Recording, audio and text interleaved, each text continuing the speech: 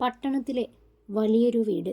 എല്ലാവിധ ആധുനിക സൗകര്യങ്ങളും അടങ്ങിയ അത്യാഡംബര വീട്. ആ വഴി പോകുന്ന ആരും ഒന്ന് നോക്കിപ്പോവും. അത്രയും ഭംഗിയുണ്ട് ആ വീടിന്. ഇന്നത്തെ കഥ ഈ വീട്ടിലുള്ളവരെ ചുറ്റിപ്പറ്റിയാണ്. ഇത് ഹേമലത ടീച്ചർ. ഈ വീട്ടിലുള്ള 2 പേരിൽ ഒരാൾ. സ്കൂളിൽ നിന്ന് റിട്ടയറായി വിശ്രമ ജീവിതം സന്തോഷത്തോടെ ജീവിച്ചുകൊണ്ടിരിക്കുന്നു. എന്നാലും ഒരിക്കലും അടങ്ങിയിരിക്കാത്ത പ്രകൃതം. പുസ്തകം വായനയും കുടുംബ വീട് സന്ദർശിക്കലും ഗാർഡനിങ്ങും എല്ലാമായി സന്തോഷത്തോടെ ജീവിക്കുന്നു. ഇത് അവരുടെ ഭർത്താവ് മോഹനൻ. നഗരത്തിലെ വലിയൊരു ബിസിനസിൻ്റെ അവകാശിയായിരുന്നു. 10 വർഷം മുൻപ് ഒരു ആക്സിഡൻറ്റിൽ മരണപ്പെട്ടു. പക്ഷേ തൻ്റെ ഭാര്യയ്ക്കും മകനും അവരുടെ 2 തലമുറക്കുള്ളതും കൂടി ഉണ്ടാക്കി വെച്ചിട്ടാണ് അദ്ദേഹം ഈ ലോകത്ത് നിന്ന് പോയത്. ഇതാണ് ഹേമലത ടീച്ചറുടെ ഏക മകൻ വിവേക്. വലിയൊരു IT കമ്പനിയിലെ ഉദ്യോഗസ്ഥനാണ് വിവേക്. ടീച്ചർക്കും മോഹനനും കുറേ വൈകിട്ടാണ് ഒരു മോനുണ്ടായത്. ഈ വീട്ടിലെ അമ്മയും മകനും തമ്മിലുള്ള ബന്ധം വളരെ സാധാരണമായിരുന്നു, പക്ഷെ അത്രയും ആഴമുള്ളതും. വീട്ടിൽ സഹായത്തിന് ആളുണ്ടെങ്കിലും ടീച്ചർ എപ്പോഴും തിരക്കിലായിരിക്കും. അപ്പവും കറിയും തയ്യാറാക്കുന്ന ശബ്ദം വിവേകിനെ ഉറക്കത്തിൽ നിന്നും എഴുന്നേൽപ്പിക്കും. അമ്മ വിളിക്കും, മോനെ ബ്രേക്ക്ഫാസ്റ്റ് റെഡി. വിവേക് ചിരിച്ചുകൊണ്ട് ഇറങ്ങി വരും. അവനറിയാം ജീവിതത്തിലെ ഏറ്റവും വലിയ ആശ്വാസം ഈ വീട്ടിൽ തന്നെയാണെന്ന്. ഷോപ്പിങ്ങിന് പോകുമ്പോഴും വിവേകിനൊപ്പം അമ്മ ഉണ്ടാകും.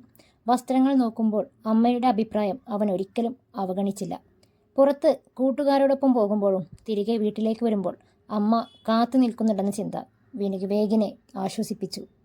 ഒരു ദിവസം അവരൊന്നിച്ച് ലിവിംഗ് റൂമിലിരിക്കുമ്പോൾ അമ്മ അവനോട് പറഞ്ഞു, മോനെ, ഇനി നിന്റെ കല്യാണത്തെക്കുറിച്ച് ചിന്തിക്കേണ്ട സമയമായില്ലേ.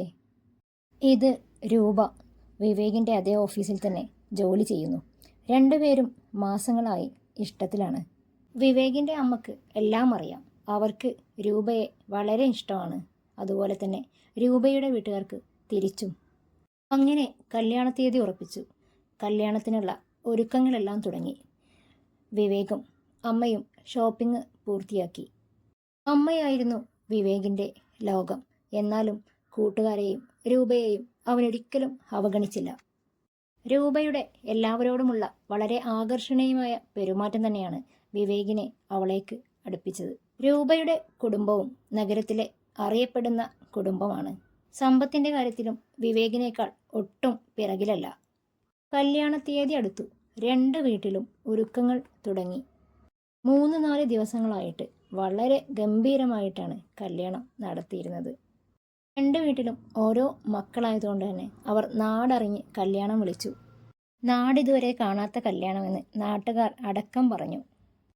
അങ്ങനെ കല്യാണം കഴിഞ്ഞു. രൂപ വിവേകിൻ്റെ വീട്ടിൽ താമസമായി. ഹേമലത ടീച്ചർ രൂപയെ ഒരിക്കലും മരുമകളായി കണ്ടില്ല. അവർക്ക് അവൾ മകളായിരുന്നു.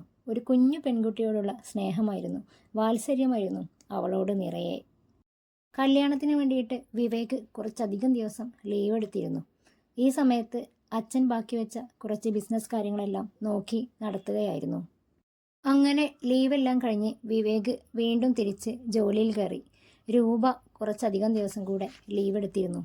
അന്ന് രാത്രിയാണ് രൂപ അത് വിവേകിനോട് പറഞ്ഞത്. വിവേക്, ഞാൻ ജോലി റിസൈൻ ചെയ്തിട്ടുണ്ട്. എന്തു പറ്റി? ഒരു വാക്കുപോലും പറഞ്ഞില്ലല്ലോ. വിവേക് വളരെ അത്ഭുതത്തോടെ ചോദിച്ചു. എനിക്ക് അമ്മയുടെ കൂടെ നിൽക്കണം. ഞാൻ ജോലിക്ക് പോയാൽ പിന്നെ അമ്മ ഇവിടെ ഒറ്റയ്ക്കല്ലേ. ഇത്രയും കാലമുള്ള പോലെയല്ലല്ലോ. വിവേകിന് നല്ലൊരു ജോലിയുണ്ട്. നമ്മുടെ വീട്ടിൽ നല്ല സാമ്പത്തിക സ്ഥിതിയുണ്ട്. പിന്നെ എത്ര നേരം അമ്മയെ ഒറ്റയ്ക്കാക്കും? എനിക്ക് അമ്മയുടെ കൂടെ നിന്നാൽ മതി. മാസങ്ങളായിട്ട് ഞാൻ അമ്മയെ കാണുന്നതല്ലേ. അമ്മ എന്നെ ഒട്ടും ബോറടിപ്പിക്കില്ല. വിവേകിന് സന്തോഷമായി. നിന്റെ തീരുമാനത്തിനൊപ്പം തന്നെയാണ് ഞാനും. നിനക്കിഷ്ടമുള്ള പോലെ തീരുമാനിക്കാം. രൂപ പറഞ്ഞു, കല്യാണം കഴിഞ്ഞ് ജോലിക്ക് പോകുന്നതിന് ഞാൻ എതിരൊന്നും അല്ല കേട്ടോ. പക്ഷെ എനിക്ക് അമ്മയുടെ കൂടെ ജീവിക്കണമെന്നല്ല, എപ്പോഴും അമ്മയുടെ കൂടെ ഒരാൾ വേണം. എൻ്റെ കയ്യിൽ ഒരുപാട് ക്വാളിഫിക്കേഷൻ ഉണ്ടല്ലോ. എനിക്ക് ഏത് സമയം വേണമെങ്കിലും ജോലിക്ക് പോകാം. പക്ഷെ തൽക്കാലം ഞാൻ കുറച്ചു കാലം അമ്മയുടെ കൂടെ ജീവിക്കട്ടെ. രൂപയുടെ വീട്ടുകാരും പെട്ടെന്നുള്ള തീരുമാനം കേട്ട് ഞെട്ടിയെങ്കിലും അവളോടൊപ്പം നിന്നു. കല്യാണത്തിന് മുമ്പ് പറഞ്ഞാൽ വിവേക് സമ്മതിക്കില്ലെങ്കിലോ എന്ന് വിചാരിച്ചിട്ടാണ് രൂപ പറയാതിരുന്നതെന്ന് പറഞ്ഞു.